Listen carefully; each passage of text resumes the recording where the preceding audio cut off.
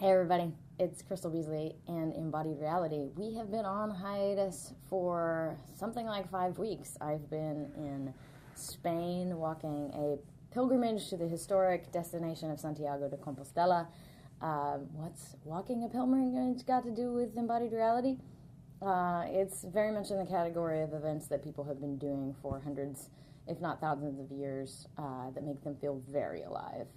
Embodied Reality is a show about those super alive moments with the idea that if you understand those peak experiences, that you can understand some things about the more subtle everyday life as well, and how to make that life a little bit more exciting.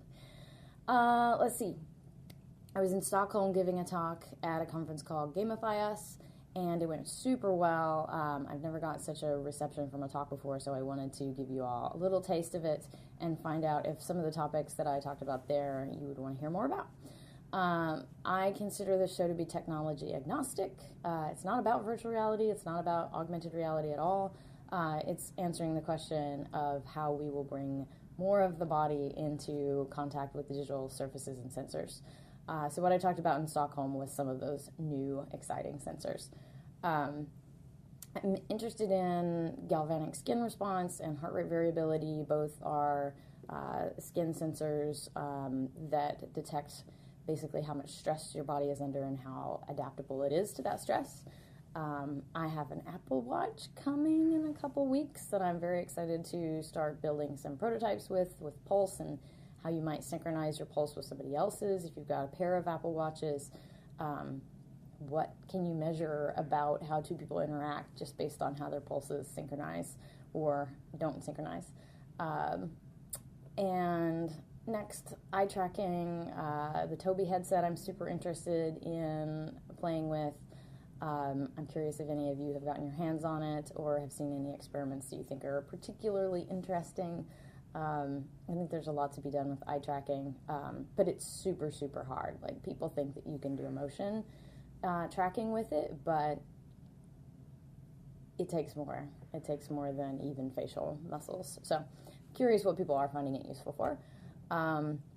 And also I've been thinking a lot about how the brain makes predictions and what that will tell us about how we might use these new sensors and virtual reality headsets on augmented reality headsets to sort of stretch the limits of our perception and give us a synthetic experience that would never be possible in reality. And what the hell is that going to be good for? I don't know yet. Last on the list is data embodiment. This is taking data visualization one step beyond. I am firmly of the opinion that we have done everything we can. We are at the limits of what our vision can take in terms of axes of data. And there's even more data coming. I mean, we know that the amount of data in the world like doubles every few days, or it's crazy how much data we now have.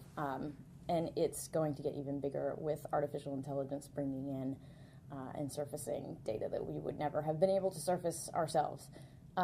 So how are we going to make sense of that? How are we going to make judgments around it?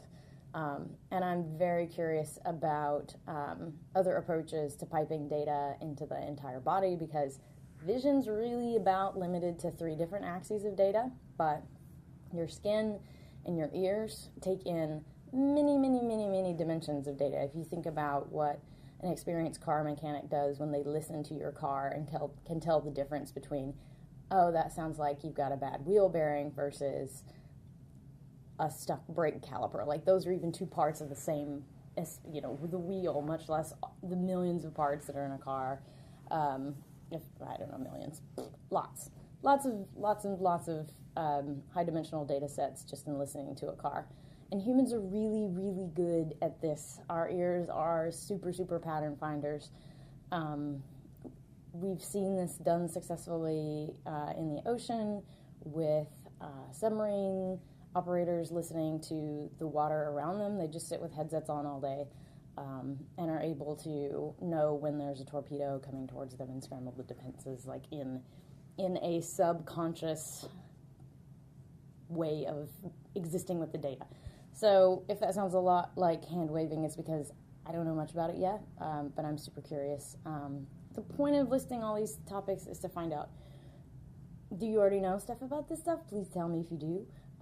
Does any of it spark particular interest? If so, let me know. And I will do some more future shows about those issues. I think that's all for the quick update.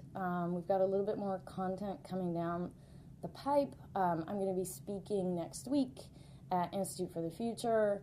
I'll also be at Transformative Technology Conference the 13th and 14th, and at Bioneers, I think the 21st, 22nd. If you're in any of those events, definitely say hello. I'll also be around during Oculus Connect here and there.